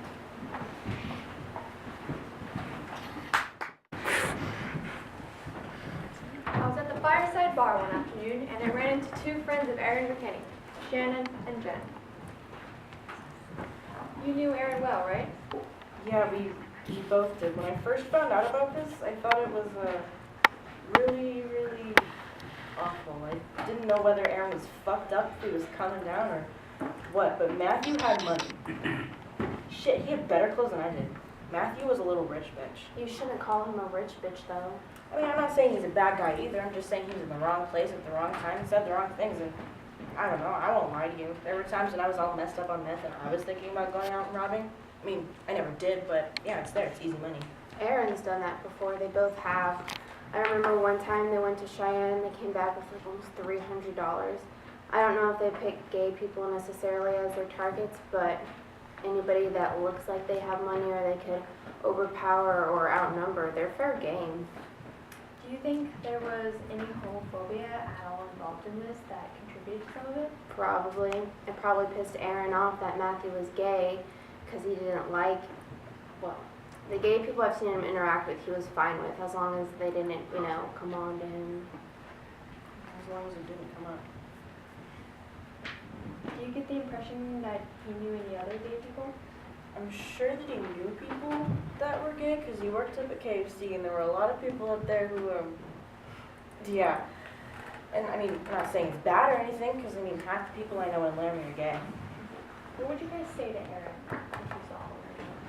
First of all, I'd ask him if he'd ever do any more tweets. I bet he wouldn't. If I saw him, I'd be like, man, what the fuck were you thinking? But I just want to know if he was okay. I mean, I'm sure he is. I'd probably just want to hang out with him. Smoke a bowl with him. Oh, I bet he wants one so bad. You both went to Laramie High? Yeah, can't you tell we're a product of our society? So, it was homecoming weekend, and there were a lot of people in town. And the students had organized a tag onto the back of the homecoming parade. You know, behind the banner supporting Matt. Everybody wearing the little armbands that the students had created. I live in the center of town. Harry Woods. And my apartment has windows on two opposite sides. One there overlooking the north road and one about over there overlooking the south road. And, well, that's exactly the route that the homecoming parade used. Now, on the day of the parade, my leg was in a cast. And I really wanted to be there. Wanted to be one of those people marching down there, marching for Matthew. But I couldn't, so I just walked to my apartment. And it's just, see, I'm 52 years old, and I'm gay. And, it was just very moving for me to see the amount of people that were there behind that tag marching for Matthew. There must have been, I don't know, about 100 people back there marching for him. So then the parade kept going down to the end of the block, and it was going to make a U-turn to go down the other street. And so I went over to the other side of my apartment to watch it go down. I was right up front where they're holding the banner for Matthew. It was amazing. I've never had goosebumps so long in my life. I mean, there were families, children, mothers holding their 6-year-old kids, trying to get them to wear these armbands, trying to explain to them why they should wear these armbands. And it was beautiful. It was one of the most incredible things I've ever done in my life. So about 10 minutes passed, and sure enough, the parade started going down the other side of the street. And, well, that's when I noticed the most incredible thing. By that point, the number of people behind that tag marching for Matthew Shepard had grown 5 times. There now must have been 500 people behind that tag. I mean, 500 people. Can you imagine? I was in awe, and you know what? I started crying. I mean, tears started streaming down my face. My first thought was, thank God I got the chance to see this in my lifetime. And then my second thought was, thank you, Matthew. Thank you. I really wasn't all that involved per se. My husband's a highway patrolman, so that's really the only way that I've known about. Now, when I first found out, I just thought it was horrible. I mean, that's terrible. Nobody deserves that. I don't care who you are. But the other thing that was not brought out around the same time that happened, that patrolman was killed, and there was nothing. Nothing. Nobody said anything about the old man that killed him. He was driving down the road that he shouldn't have been and just drived it. I mean, he killed him. Here's one of our guys, and it was just a little piece in the paper. You know, my husband worked with him. This man was brand new on the force. I mean, just a little piece in the paper? Same thing. You know, I think a lot of it is my feeling that the media is portraying Matthew Shepard as a saint and making him as a martyr. I don't think he was. I don't think he was that pure. Well, I didn't know him, but there are just so many things about him that I found out that it's scary. You know about his character and spreading AIDS and a few other things. You know, being the kind of person that he was. He was just a barfly, you know. Everybody's got problems. Why they exemplified him, I don't know. What's the difference if you're gay? A hate crime is a hate crime. If you murder somebody, you hate them. It has nothing to do with if you're gay or a prostitute or whatever. I just don't understand.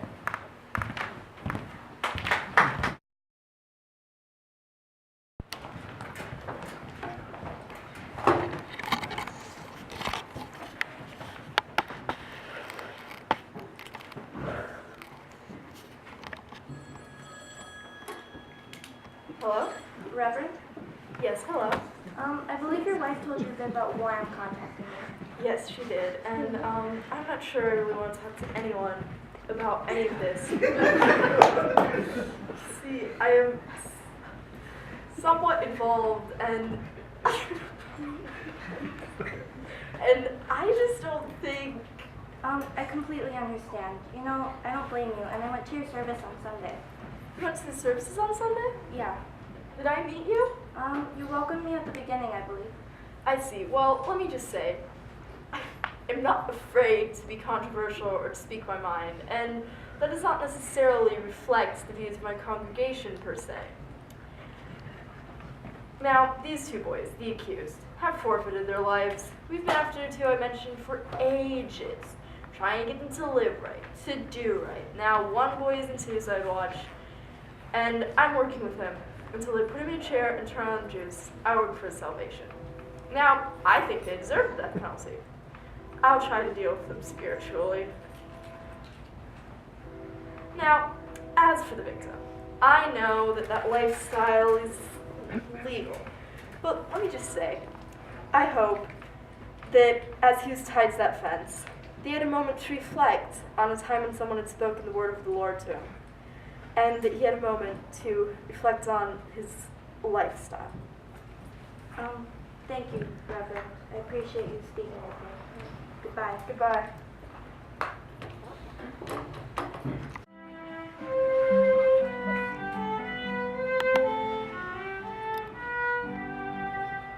I spoke with Doc today and told him we'd soon be coming back out for the upcoming trials of Russell Henderson and Aaron McKinney.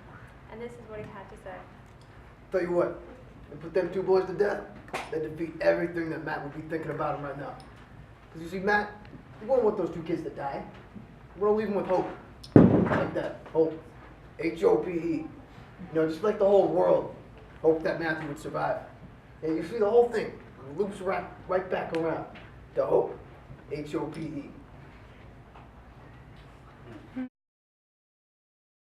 At about 11:30 that night, I had just barely gone to bed, and Margot, our chief operating officer, called. His blood pressure had started to drop, she said. Well, let's wait and see. She called me about 10 after. He just died. And so I quick got dressed and came in and went into the ICU where the family was, and Judy came up to me and she put her arms around me and I put my arms around her, and we just stood there, honestly, for about 10 minutes, just cause what else can you do? And then we had to sit and talk about things that it's now public knowledge. And I'm gonna go out there and I'm gonna tell the whole world that this has happened. Because at this point it was clear to us. It was the whole world. It was the whole world. And so Judy told me what she wanted me to say, and I went out at 4:00 a.m.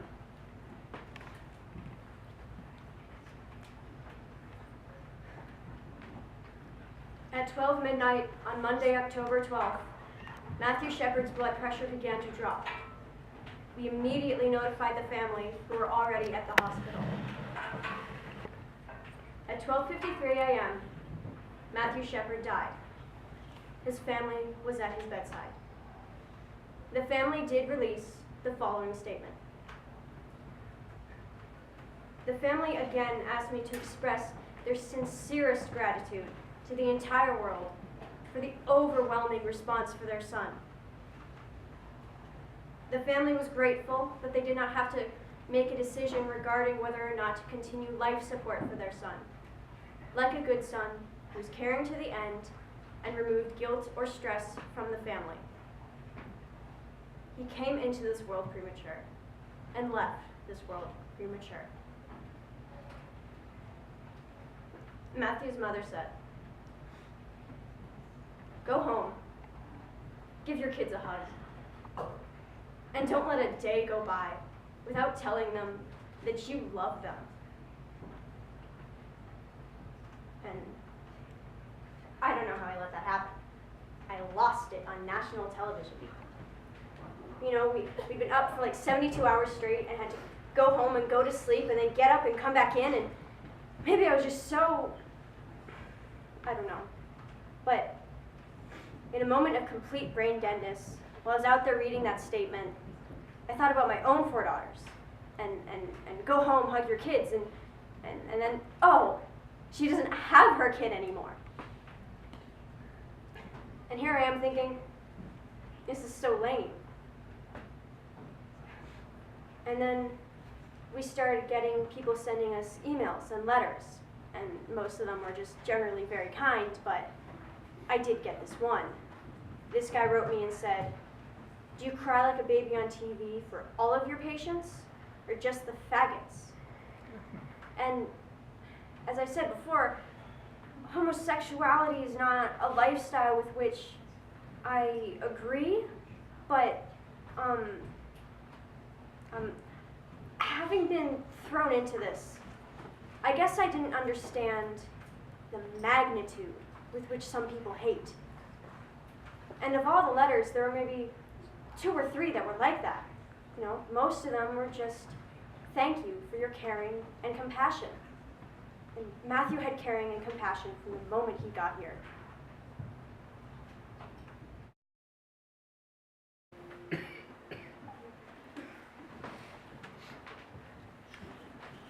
The day of the funeral, it was snowing so bad.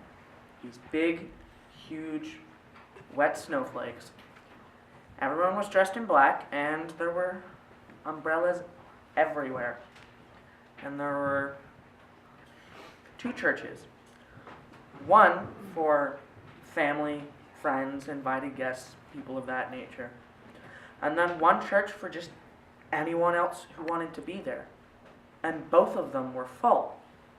And there was a park by these 2 churches for anyone who couldn't fit into either of them. And the park was packed.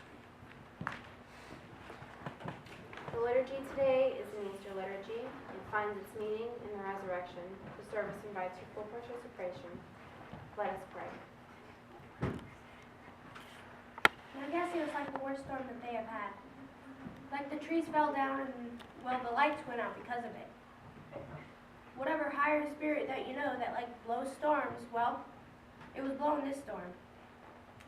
For our brother Matthew, let us pray to our Lord Jesus Christ, who said, "I am the resurrection, I am the life." We pray to the Lord. Hear us, Lord. You who consoled Martha and Mary in their distress, draw near to us those who mourn for Matthew, and dry the tears of those who weep. We pray to the Lord. Hear us, Lord. You wept at the grave of your friend Lazarus. Comfort us in our sorrows. We pray to the Lord. Hear us, Lord. You promised paradise to the thief who repented. Bring our brother the joys of heaven. We pray to the Lord. Hear us, Lord. He was nourished with your body and blood. Grant our brother a place at the table in your heavenly kingdom. We pray to the Lord. Hear us, Lord. Comfort us in our sorrows. During the death of our brother Matthew, let our faith be our consolation and eternal life our hope. We pray to the Lord. My most striking memory from the funeral Carrie Drake, Casper Star Tribune. was with the Fred Phelps people that were protesting across the street. Do you believe in the Bible? Do you believe you're supposed to separate the precious from the vile? You don't believe that part of the Bible? You stand over there ignorant. For every verse, it talks about God's love, and 2 times it talks about God's hatred. A bunch of high school kids who got out early from school came over and started yelling at the Fred Phelps people, the people in the protest. And right across the street is where everyone was mourning, lining up for the funeral. And I remember this skinhead guy, this guy dressed in all leather and spikes everywhere, coming over, and I just thought, oh my gosh, this is going to be such an ugly confrontation. And He just started reading us an Amazing Grace.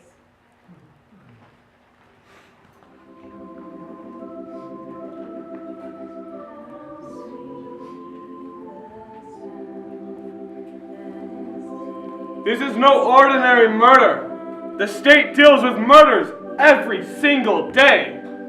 But this one is different. Because the fags are bringing us into this. Because they're making Matthew Shepard into the poster boy lifestyle of the gay lifestyle. And we're going to answer it. It's just that simple.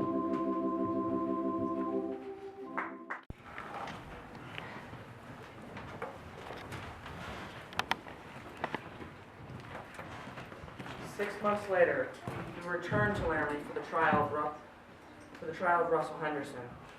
It was to be a capital murder trial. When we got to the courthouse, Reverend Fred Phelps was already there. God hates fags. Do you not like that attribute of God? That perfect attribute of God. We stand here with God's message. But so is Romaine Patterson.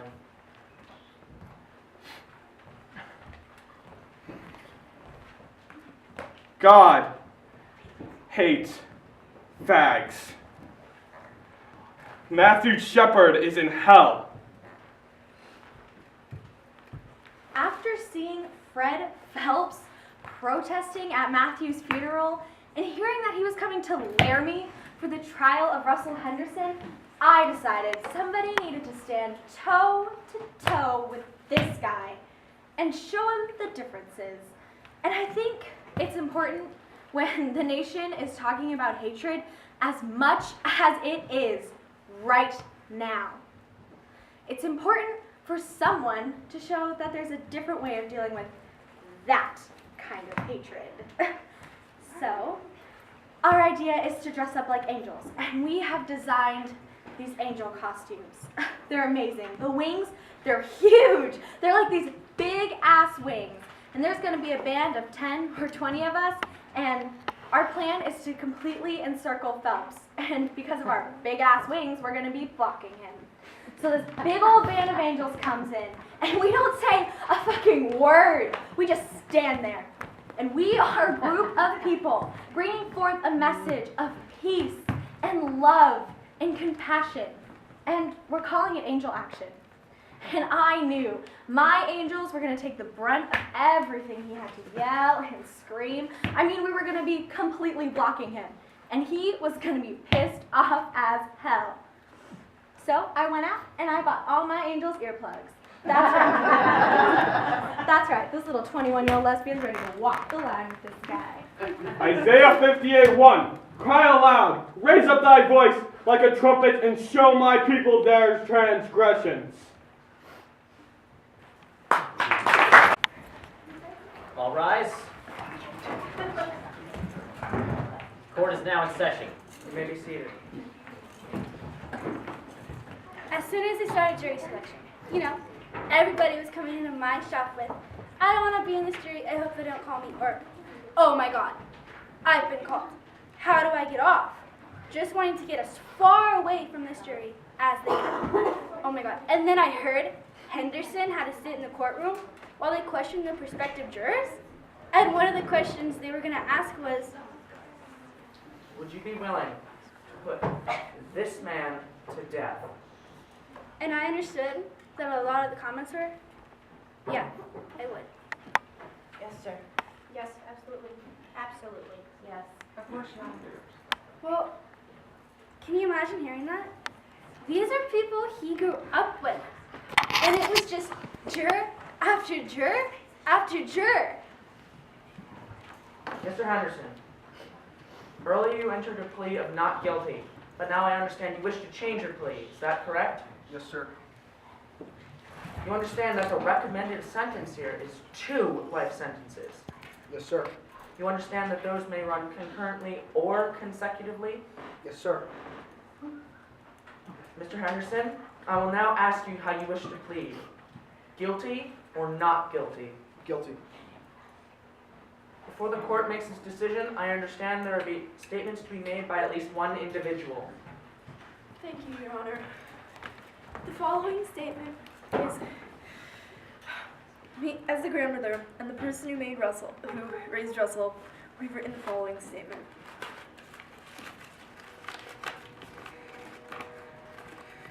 Our hearts ache for the pain and suffering that the Shepherds have went through. Not a day goes by that I don't think about Matt, and you will continue to be in our thoughts and prayers, as we know that your pain will never go away. You have showed such mercy in allowing us to have this plea, and we thank you for giving us all the opportunity to live. Your Honor, we ask that as you sentence Russell, you do it concurrently to life terms. For the Russell we know and love, we humbly plead, Your Honor, to not take Russell out of our lives forever. Thank you. Mr. Henderson, you have a constitutional right to make a statement. Do you have anything you would like to say? Yes, I would.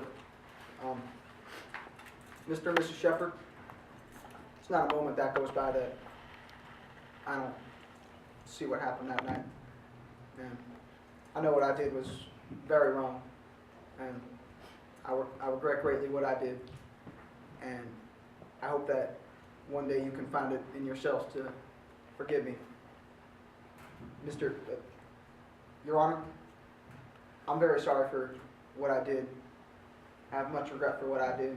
And I'm going to pay my debt for what I did. Mr. Henderson, you drove the vehicle that took Matthew Shepard to his death. You tied him to a fence so that he might be more savagely beaten and so that he might not escape to tell his tale. You left him out there for 18 hours knowing full well that he was there, and yet you did nothing. This court wonders if you truly feel any real remorse for your actions in this matter, and I wonder if you understand the gravity of what you've done.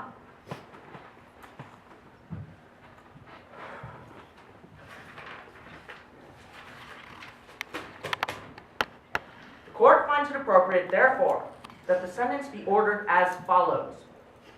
As to count 1, kidnapping, you are to serve a period of imprisonment for the term of your natural life.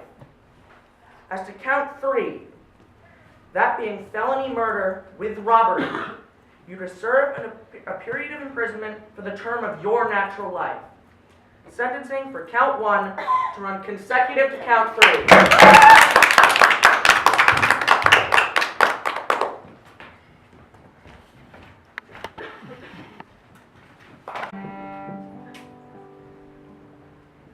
Before we left Laramie, we conducted one last interview with Rebecca Hilliker, the head of the theater department at the University of Wyoming. This semester at the university, she's producing Angels in America. I think that's the focus of the university, that we have a lot of work to do, but we have an obligation to reach our students. And the question now is, how do we move? How do we reach not only our students, but an entire state that has such deep-seated hostility towards gays? How do we do that? This is just the first step, and you won't believe who's auditioning for the lead. Oh my god, my fucking parents. Jedediah Schultz. So get this. I was talking to my parents, right? And they asked me, what plays am I doing for this year's school? This year's drama productions. And so I said Angels in America, and I went through the whole list. And my mom stopped me, and she was like, Angels in America? Isn't that scene that you did in high school? And I was like, yeah. And she asked me if I was auditioning for it, and I was like, of course. So she started yelling at me, and we got into this huge argument. And the best thing I had on them was that this was immediately after they had just seen me in a live performance of Macbeth. And I played some murderer, and I killed like Lady Macduff and like this little kid and 2 other guys. And she said to me like, well, you know, homosexuality is a sin. And she kept saying that, and I was like, Mom, you know, I just played a murderer tonight, and you didn't seem to have any problem with that. Let me tell you, I have never once in my life practiced this hard for an audition. Not once. Not even close. Never ever. I didn't have the DNA test done.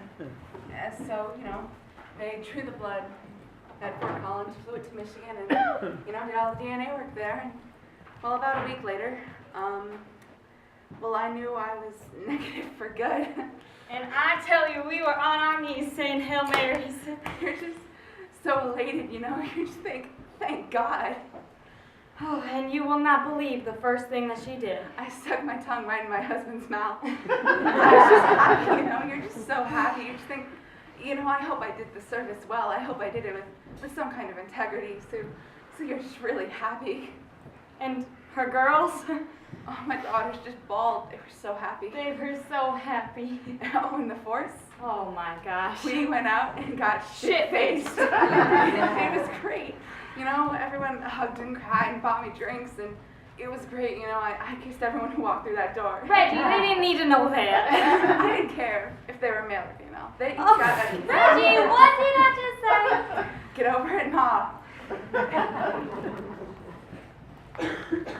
Not having to deal that much with the gay community here in Laramie. Rob Debris.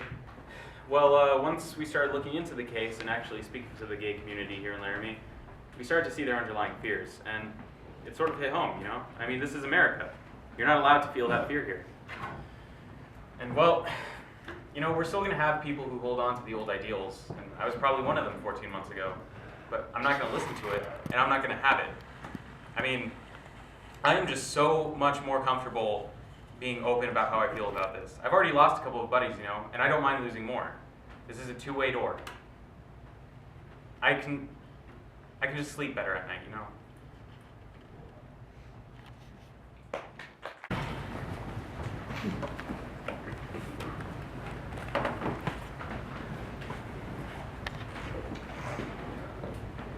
Almost a year to the day after the death of Matthew Shepard, the trial for Aaron McKinney was set to begin.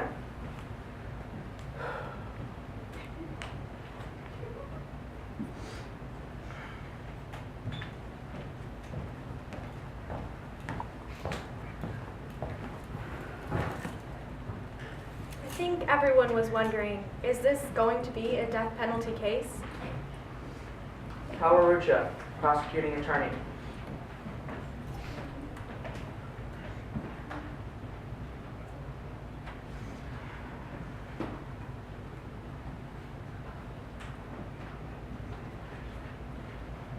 Oh, I believe in the death penalty 100%, because I want to make sure that this guy's ass dies. This is one instance with all my heart. I truly believe an eye for an eye and a tooth for a tooth. At first I wanted McKinney to get it too, but I'm not very proud of that. I was kind of off and on and on and off again. But I guess I can't say. I'm too personally involved. Nah, I don't know about the death penalty. Shoot, tell you what, never want to see them two walk out of Rollins Penitentiary ever. I mean, I'll pay whatever it is, like my nickel a day, whatever percent tax it is. Just make sure their ass stays in there. Never see society again. And sure as shit never comes to my bar again. I think our most important teachers right now are Russell Henderson and Aaron McKinney. I mean, they have to be. What did you learn? What did we as a society teach you to be like that? See, I don't think many people will let them be our teachers. I think it would be wonderful if the judge said, in addition to your sentence, you must tell your story.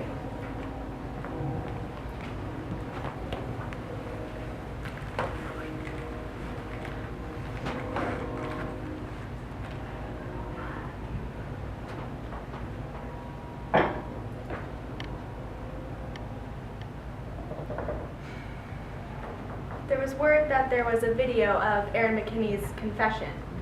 And Following is an excerpt of that confession. Ready? My name is Rob Debris, Sergeant for the Sheriff's Office. Anything you say can and may be used against you in a court of law. Okay, so you guys, you and Russ, you were at the fireside by yourselves, right? Yeah. What did you do after leaving? Some kid wanted to ride home. What's he look like? Such a queer, like a real queer dude, He looks like a queer? Yeah, like a fag. All right, how'd you meet him? Well, he wanted a ride home, and, you know, dude was pretty drunk, so I figured might as well give him a ride home. When did you guys talk about beating him up? We kind of talked about it in the car. Okay, well, what happened next? Well, we drove out past Walmart, and when we got out there, he put his hand on my leg. He was grabbing my leg, grabbing my genitals, and I was like, I turned to him and I was like, look, I'm not a fucking faggot. If you touch me again, you're gonna get it. And I don't know what shit he was trying to pull, but I beat him up pretty bad. I think I killed him. What did you beat him with? My fists, my gun, the butt of the pistol, and you know, I was pretty drunk at that point, so it was kind of like somebody else was doing it and I had to watch. What did he do to make you hit him? Well, he put his hand on my leg and he slid it up as if he was trying to grab my balls. The defense team argued that McKinney did what he did because Matthew made a pass at him. I wanted to vomit because that's like saying it's okay. It's like the Twinkie defense when that guy killed Harvey Milk. It's the same thing. As much as a part of me didn't want them saying that it was gay bashing or gay panic, a part of me was, well, relieved, because I was so scared that during the trial they were going to try and say that it was about drugs or about robbery. So when they used gay panic as their defense, I thought, this is good. If nothing else, the truth is going to be told. The truth is coming out. Did Matthew ever try to defend himself or hit back? I mean, he tried his little swings or whatever, but it wasn't effective. How many times did you guys hit him inside the truck before you pulled over? I'd say I hit him about 2 or 3 times with my fist and about 6 times with the pistol. Did he ever ask you to stop? Yeah, he was getting the shit kicked out of me. What did he say? I mean, after he asked me to stop, almost he was doing was screaming. So Rush just dragged him out of the truck, I'm assuming, and tied him up, right? Yeah, something like that. And one thing I remember is that Russ was laughing at first, but then he got pretty scared. Was Matthew conscious when you tied him up? Yeah, and I told him to turn around and then I look at my license plate number because I was scared he would tell the police. And then I asked him what it was, and he read it to me, and that's when I hit him a few more times. Just to be sure. So obviously you don't like gay people. No. Would you say that you hate them? I wouldn't say I hate them, but you know, when they start coming on me and all that, I can get pretty defensive. Did he even threaten you? This gay dude? Of course. No, not really. Can you answer one thing? Why did you guys take his shoes? I don't know. Oh no, I'll never get to see my son again. I don't know. We're probably going to end up going to court later today. Today? So I'm gonna go in there and plead guilty or not guilty today. No, it's just going to be an arraignment. He's gonna die for sure. There's no doubt that Matthew is going to die. So, what are they gonna give me, like 25 to life or just the death penalty and get it over with? Not my job. That's up for the court to decide.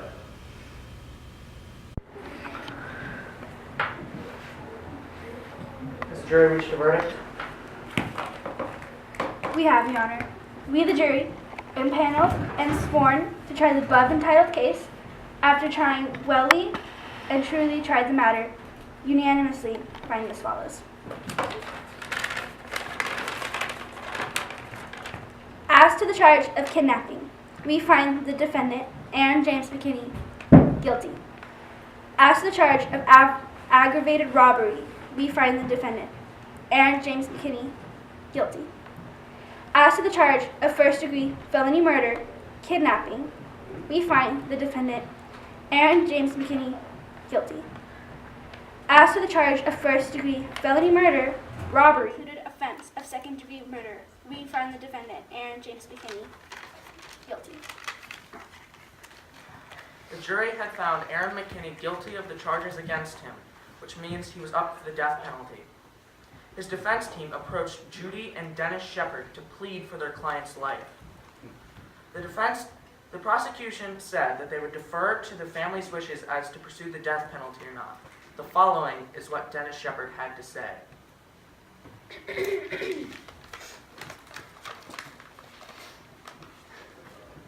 My son Matthew did not look like a winner. He was rather uncoordinated and wore braces from the age of 13 until the day that he died. However, in his all too brief life, Matthew proved that he was a winner. On October 6th, 1998, my son tried to show the world that he could win again. On October 12th, 1998, my firstborn son and my hero lost. On October 12th, 1998, my firstborn son and my hero died 50 days before his 22nd birthday. I keep wondering the same thing that I did the first day that I saw him in the hospital. What would he have become? How could he have changed his piece of the world to make it better? Matt officially died in a hospital in Fort Collins, Colorado. Matt actually died on the outskirts of Laramie, tied to a fence. You, Mr. McKinney, with your friend Mr. Henderson, left him out there by himself, but he was not alone.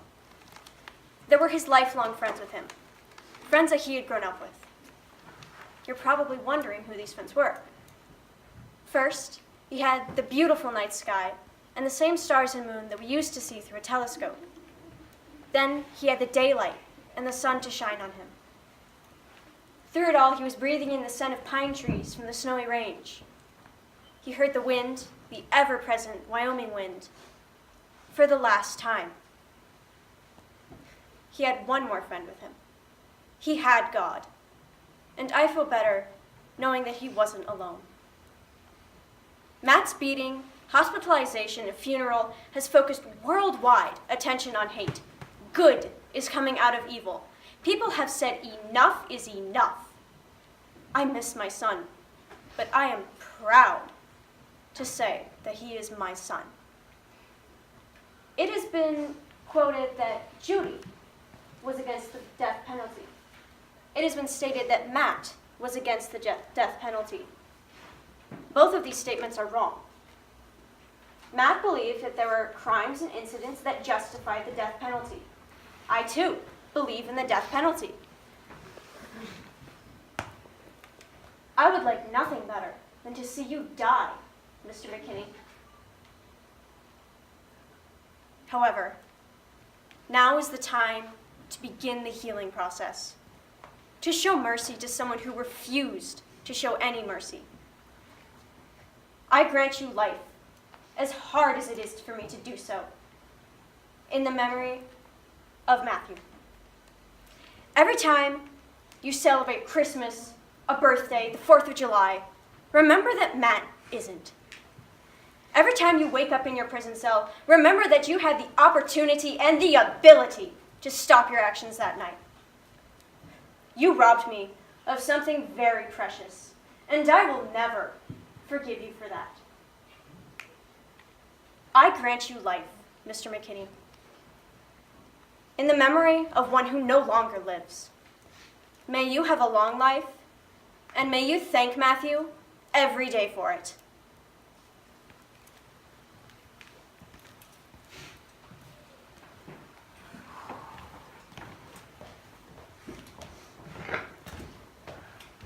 Well, me and Debris just hugged and cried. You know, everyone had tears in their eyes, and you're just so thankful, you know. And Mr. Shepard was crying, and that got me just bawling, and everyone just... This is all we've lived and breathed for an entire year. This has been our daily work for an entire year. And now it's finally over. Maybe now we can go on and just quit being stuck, you know?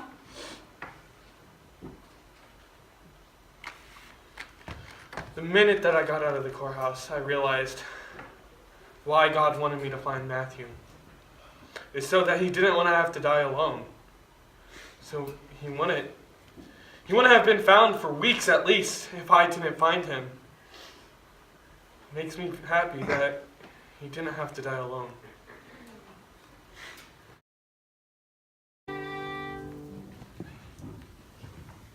You know, for the longest time, I didn't really let myself become personally involved with the whole Matthew Shepard thing. It just seemed too blown out of proportion to be real, you know? I mean, to me, Matthew Shepard was a name, not an individual.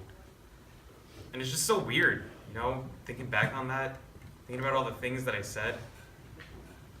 That's why I want to watch those interviews from last year, because I just don't understand how I let myself think that being gay makes anybody any different from me, you know?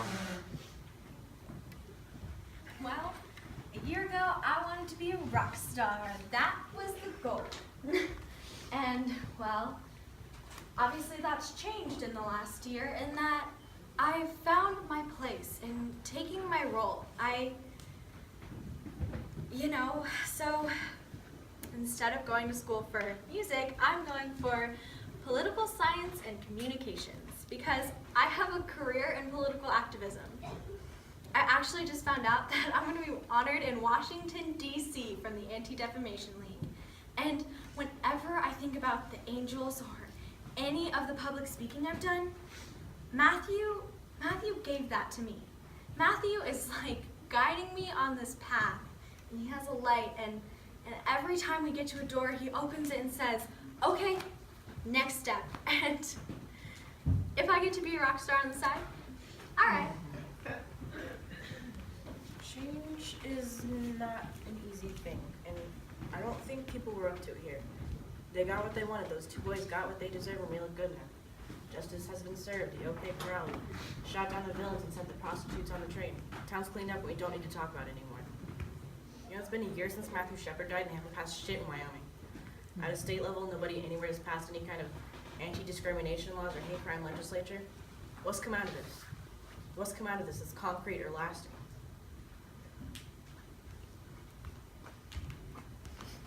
Been up to that site in my limousine, okay? When I go up there, think back to the time that me and Matt drove out. And when we were driving, he turned to me and he said, "Laramie sparkles, doesn't it?" And I mean, he's right. Laramie does sparkle, from right there. You know, it's the low-lying cloud, hangs right over the city. You see the blue lights bouncing off the airport. It goes tsk-tsk-tsk, over the whole city. I mean, it blows you away. And I can see it, I can picture it. Matt was right there in that spot. I can just see it in his eyes. Last thing on earth that he saw was Laramie sparkling lights. The company has spent the last 2 days packing a year's worth of materials and saying our goodbyes. When we said goodbye to Jedediah, well, he cried. We said we would meet at the fence, just one more time.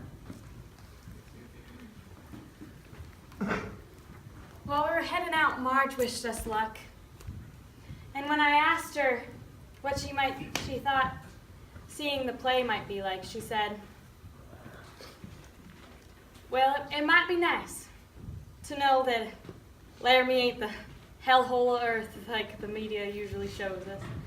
But that's up to how you portray us, and that's up to how Laramie behaves. Doc asked me if I wanted to ghostwrite a book about this whole event.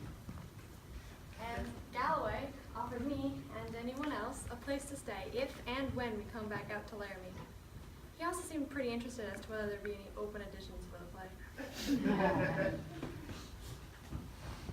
We left Laramie at about 7 in the evening.